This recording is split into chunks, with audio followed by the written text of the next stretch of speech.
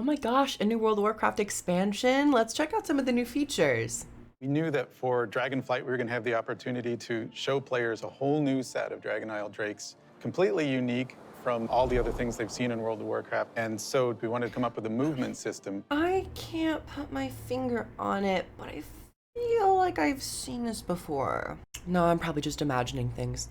Hello everyone and welcome back to the channel.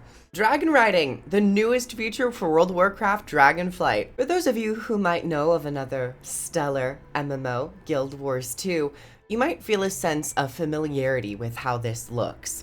I'm talking about, of course, the Griffin and the Skyscale mounts for Guild Wars 2. Now, I have to talk about this. It's the elephant in the room, and many people are discussing this topic of how other MMOs influence each other. And of course, being a predominantly Guild Wars 2 focused channel and player, I thought I'd throw my 2 cents into the ring. So let's talk about dragon riding. Let's start with the visuals first. Right out the gate, yes. From what was shown, it looks like a very direct transfer of Guild Wars 2's mount, the Griffin, with their Skyscale mount animation mixed into the new dragon's barrel rolls. Now, would it have been better if Blizzard differentiated the animations to look a bit different and to, create a more bespoke flying system? Maybe they could do that. Yeah. It does look very similar, and the comparison was guaranteed to pop up. But aside from the look of the mount and the actual dragon riding, does this community reaction set a precedent that MMOs cannot pull from other MMOs to build on their own systems? I would personally argue no. MMOs have always pulled from each other to hopefully improve their own product. I say hopefully with great asterisk weight behind it. Of course, they tailor it to make it more bespoke and iconic to their own game, but World of Warcraft Dragonflight is in pre-alpha, it seems, so they have time to change course and make it more World of Warcraft rather than feeling like a direct port of Guild Wars 2. I find Blizzard's direction for this expansion to be honing in on getting back to the core systems of their MMO, and a huge part of their systems are, of course, the mounts. Blizzard and other companies would be short-sighted not to take at least some inspiration from Guild Wars 2, so ultimately I understand why World of Warcraft would want to update the feel of their mounts to a more modern standard. Now let's talk about the purpose of this mount. It was just recently confirmed that at least for a decent length of this expansion in the Dragon Isles, you won't be able to use your other flying mounts and will have to use the new dragon riding system.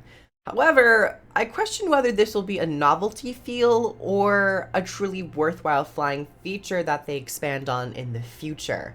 Yeah, it looks stunning, but World of Warcraft already has a permanent flying system where you don't need to build that momentum, you don't need to build that speed. The reason that the system of building up speed and momentum works in Guild Wars 2 is because there's no permanent flying mount. You have to build that momentum, and you have to do it skillfully in order to maintain a decent length of flight. So I just wonder how much of this is a worthwhile system that will actually be in future expansions and be elaborated upon. If anything, it would be great if they made every flying mount feel like this, to just have that new modern standard. Having this divide might feel a bit weird, as people might gravitate towards the more modern feel of it.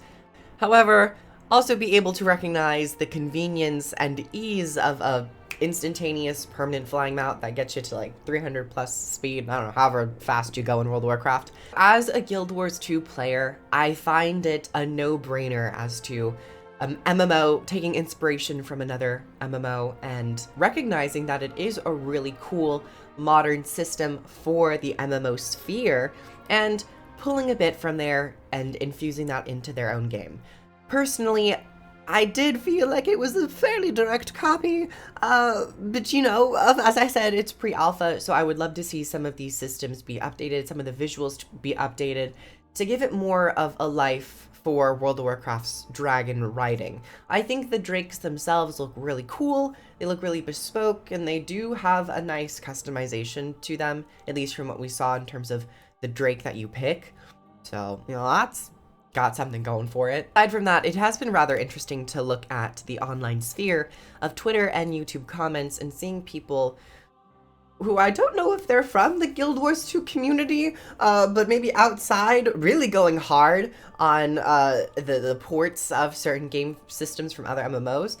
But from my end, and from what I have experienced personally, the Guild Wars 2 community seems to be very, excited about this and like, hey, yeah, we have great systems. It's nice to kind of be recognized, even if they don't directly say where they got the inspiration from or what they might have been inspired from. We can only guesstimate that Guild Wars 2 has set a new precedent for mount systems in MMOs. Ultimately, updates are updates, and the wheel of time and expectation continues to tick forward. This might be an awesome feel of a flying system, or it might be seen as a more novelty product. We will just have to wait a bit longer to see how it all shakes out. Though, as a lover of Guild Wars 2, it really is amazing to see the game get its flowers and receive larger community praise for the systems that they have spearheaded in the MMO sphere. Additionally, Guild Wars 2 has a plethora of other mounts, and each of them have their own unique movement and feel. It's not just simple movement speed buffs. So I wouldn't sweat too much on Guild Wars 2's behalf. Other MMOs have a lot of catching up to do if they want to compete with Guild Wars 2's casual play and mount experience.